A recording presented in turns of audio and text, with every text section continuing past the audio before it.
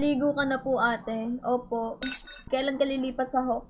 Hindi guys, malabo eh. Hindi ko kasi gusto yung laro eh. Pasensya. Kailan ka naligo? Kanina. Pumupunta ka ba sa Manila, Intramuros Idol?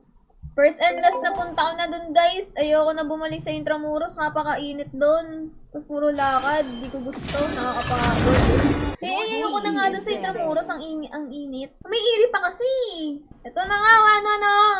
Palo sa classic yung win rate. Uy guys, puro RG yan no.